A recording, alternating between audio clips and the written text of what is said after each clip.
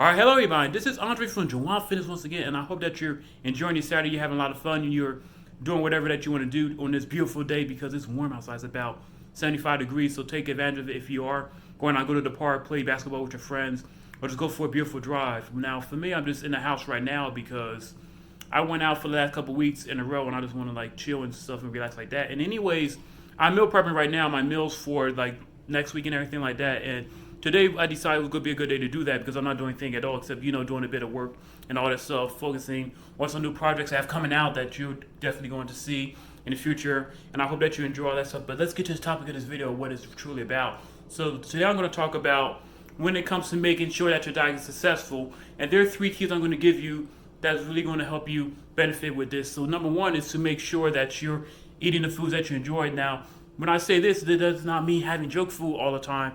You want to make sure that you're having a balanced diet that is full of fruits, vegetables, nutritious meats, as well as carbs to promote good health and testosterone levels and to make sure that you're in the best shape and you can perform at your most optimal when you're in the gym and in life. You don't want to be eating a whole bunch of junk food all the time because that was a problem I had early on where I would just eat a whole bunch of corn chips, donuts, french fries, brownies, ice cream, and in moderation, that's cool, but if you're constantly doing it every single day, I mean, you can still get the body that you want by eating a whole bunch of crap and junk food, but you're just not going to be healthy and you're just going to feel completely off, and that's something that you don't want to do. So instead of depriving your foods, like a lot of people tell you with these diets, is you can have these sweets every single day, but just make sure that they're in moderation in about 10 to 30% of your total calories.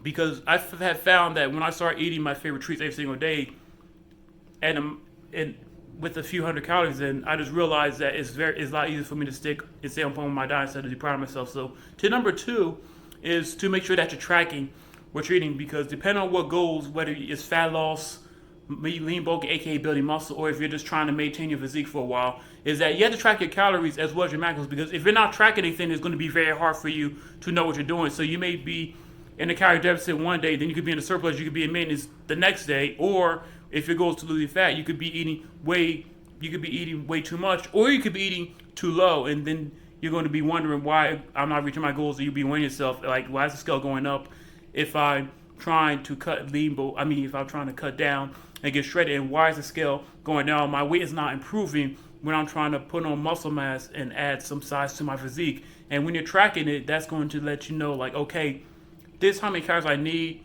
Like, let's say that to build muscle, you need 3,200 calories. So if you're tracking that, you're going to be able to know exactly the quality of foods as well as what you need to eat in order to get to that goal. Now, I say that with these apps that you use, with MyFitnessPal, whatever you use, it's going to make it easier for you instead of just writing it down, which is tedious, is that you're never going to be 100% on point with it. Just make sure that you're within 50 to 100 calories of your goal and you're going to see results over time.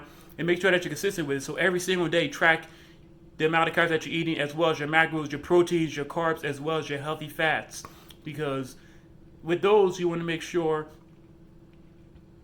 it depends on the goal. So when you're trying to put on lean muscle, then make sure that you're getting at least 40 to 50% of carbs from your total calories. When it comes to healthy fats, 30 to 35%. And with protein, this is interesting right here. You want to make sure that it's relatively constant at about 20% of your total calories. So whether you're bulking, cutting, or maintaining, just keep protein relatively constant. And when you're losing fat, you want to lower the carbs a little bit to about 35% of your total calorie intake, where fats drop to 25% to 30%, and you just keep the protein relatively constant, as I said before. And that's tip number 2. Number 3 is to definitely make sure that